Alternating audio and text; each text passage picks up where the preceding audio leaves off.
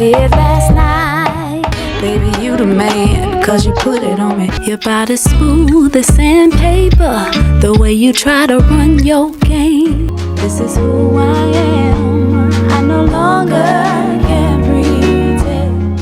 I realize that I made a mistake. Oops, there goes my shirt up over my head. Cause what you do to me, I can't understand it. Baby, take my hand when you're feeling lonely. Save your crocodile tears. I was hip to them a long time ago. Looked over to the left. I was eyeing my thighs, but a peeking. Call me at the break of dawn. I was created for this. I realized that I made a mistake. Never should've left you. Never should've left you. It must be magic. It won't hurt. You can call me. Call me. Tweet had the voice, the talent, the connections. She was working with Missy Elliott, Timbaland, and even Whitney Houston. She was supposed to be the next big thing in R&B. But after her massive hit, Oops, Oh My, she didn't just fade away, she disappeared. Most people think she just couldn't keep up in the music industry, but that's not even close to the truth. The real reason Tweet vanished? A mix of music industry betrayal, personal struggles, and an explosive scandal that made her walk away from everything. And the craziest part? The same people who helped build her career might have played a role in tearing it down. Let's get into it. Before everything fell apart, Tweet was made for the spotlight. Born Charlene Keys in Rochester, New York, she grew up in the church, singing alongside her family. And like so many R&B legends, that church upbringing shaped her voice into something unforgettable. By the early 90s, she was chasing her dream in the industry. She joined a girl group called Suga and became part of Swing Mob, a music collective led by Devontae Swing of Jodeci. This wasn't just some small-time group. It included future superstars like Missy Elliott, Timbaland, and Genuine. But here's where things started to go wrong. Swing Mob looked promising, but despite years of hard work, the collective never put out an official album. The group fell apart, leaving Tweet stranded with no record deal, no money,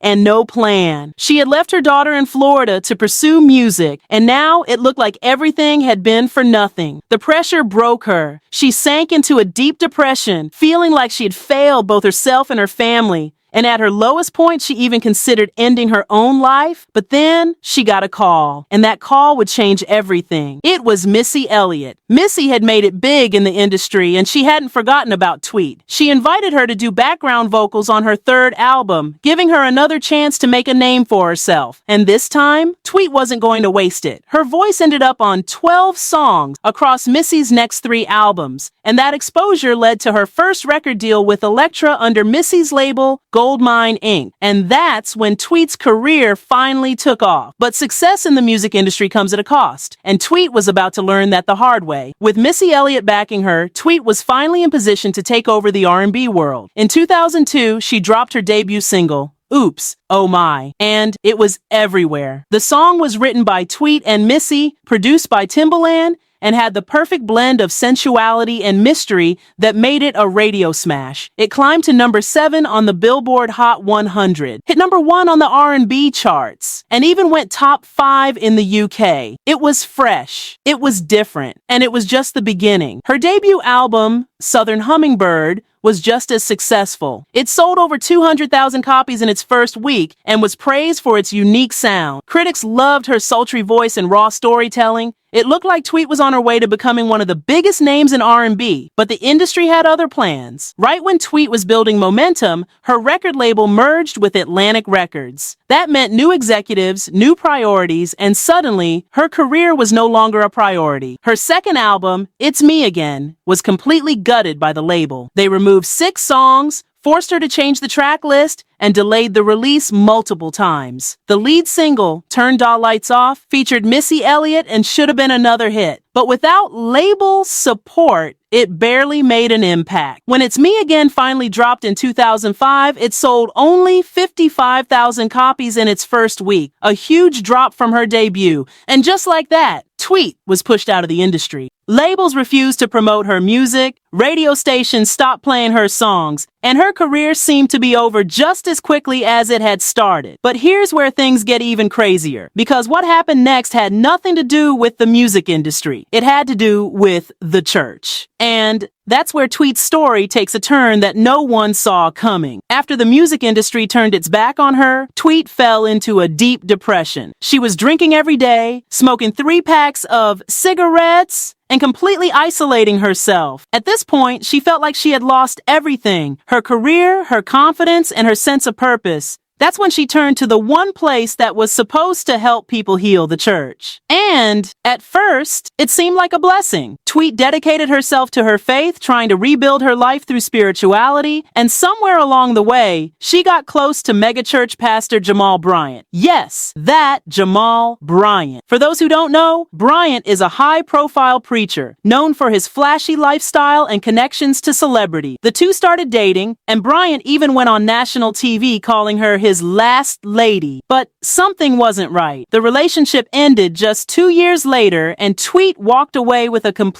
different view of the church. That's when she dropped a bombshell. She publicly exposed the corrupt, money-hungry side of the church, saying, "Church has been the worst. I will not do church anymore." She accused churches of exploiting people for money while failing to truly help them. She called out the hypocrisy she had seen behind the scenes, where people in leadership positions were nothing like what they preached. This wasn't just frustration. This was disillusionment. She had already been betrayed by the music industry, and now she felt betrayed by the very place that was supposed to save her. Tweet wasn't just done with the industry, she was done with the church, and from that moment on, she disappeared from the public eye. But was she forced out, or did she just decide she had nothing left to give? Well, turns out her story wasn't over yet, because while the world had forgotten about Tweet, she had one last move to make. By the late 2000s, Tweet wasn't just struggling, she was being pushed out. It wasn't just bad luck or poor management, it was something much worse: industry politics. See, when Elektra merged with Atlantic, Tweet wasn't just dealing with a new label, she was dealing with a whole new system that had no interest in pushing her career forward. They cut songs from her second album without her approval. They refused to promote her singles, giving them almost zero radio play. They delayed her album multiple times,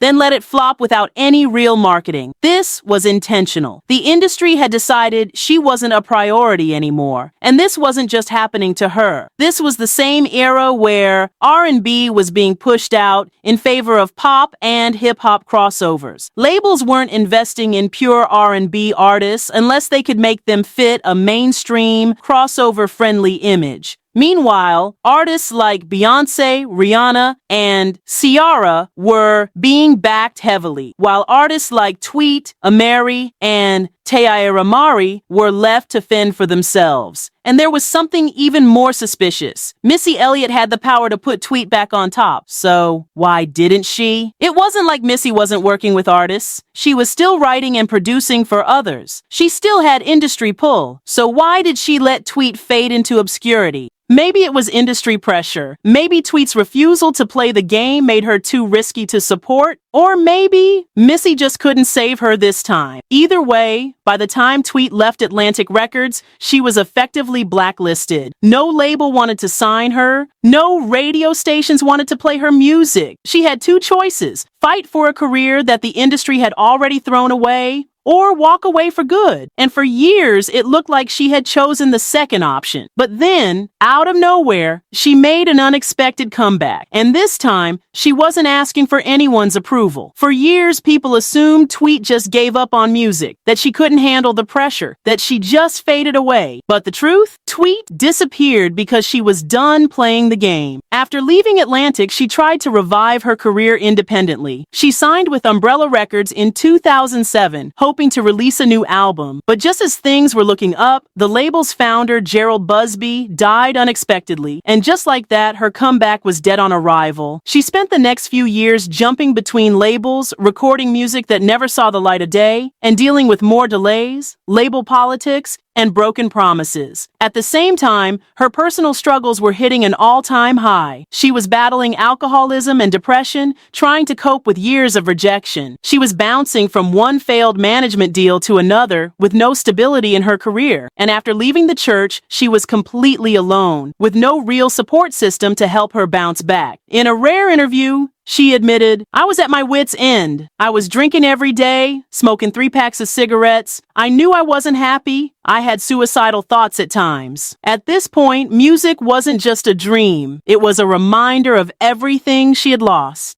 So she walked away. No press release, no final goodbye. She just vanished. But here's the thing. Tweet didn't disappear because she wanted to. She disappeared because the industry made it impossible for her to stay. She was too real for an industry that thrives on fakeness. She refused to conform, refused to play by the rules, and refused to sell out just to stay relevant. And in the music industry, that's a death sentence. But after nearly a decade of silence, she came back in a way no one expected. And this time, she was doing things her way. After years of silence, Tweet made an unexpected return in 2013. But this time, she wasn't waiting for a label to give her permission. She started releasing music on her own terms, dropping unreleased songs on SoundCloud and her personal website. It wasn't about chasing charts anymore. It was about reclaiming her voice. Then, in 2016, she made a real comeback with her third studio album, Charlene. And this time, the industry had to pay attention. Rolling Stone named it one of the best R&B albums of the year. She reunited with Missy Elliott and Timbaland, proving that her talent never faded. Fans finally got the mature, soulful music that had been buried by label politics for years. But even with the critical praise, she still refused to sell out for mainstream success. Instead of chasing the industry's approval, she focused on touring, performing live, and connecting with her core audience. And her personal life? That's where things really changed. After everything she had been through, the industry betrayals, the church scandal, the depression, she found peace outside of music. Today, Tweet is focused on her family, embracing her role as a grandmother while still creating music on her own terms. She's no longer fighting for validation. She's living for herself. And just recently, she dropped 2 new singles, Remedy and I Admit, teasing that she's not done yet. So, what's the takeaway here? Tweet should have been one of the biggest R&B stars of the 2000s. She had the voice, the talent, and the connections. But the industry, it failed her. And when she turned to the church for guidance, that failed her too. So she did the only thing she could do. She walked away. But maybe that's exactly why she's still here. Because she refused to be another industry puppet. And now, she's finally making music for herself. No labels, no industry games, no compromises. So if you ever wondered what happened to Tweet, the answer is simple. She survived. Imagine how different R&B would have been if Tweet had gotten the right support. Would she have been a superstar? A Grammy-winning icon? Or was the industry always designed to push artists like her to the side? Because let's be real, Tweet isn't the only artist who got played by the industry. The 2000s were full of talented R&B singers who should have been household names but were quietly pushed out when the industry shifted towards pop crossovers. Artists like Amiri, Lil Mo, and Truth Hurts all had the talent, the hits, the cosigns, but they vanished just as quickly as they blew up. And it wasn't because they weren't good enough. It was because the music industry is built on control, and when an artist refuses to play by the rules, they get erased. So was Tweet's downfall really about bad luck? Or was it by design? And if artists like her had actually been given the same label backing and industry push as their pop counterparts, would R&B still be dominating today? One thing's for sure, Tweet's story is a reminder that talent alone isn't enough to survive in this industry. You can have the voice, the songs, the connections, but at the end of the day, if the people in power decide your time is up, it's over. But even after everything, Tweet is still here. She's still making music, still performing, and still doing things on her own terms. And maybe that's the real victory, because unlike so many artists who disappeared and never came back, Tweet took her career back into her own hands. So, if you're a fan of real R&B, support the artists who are still keeping it alive. I've linked Tweet's latest music in the description. Go check it out and show her some love. And if you want to hear more untold stories about the hidden side of the music industry, make sure to like, subscribe, and turn on notifications. Because trust me, there's way more the industry isn't telling you.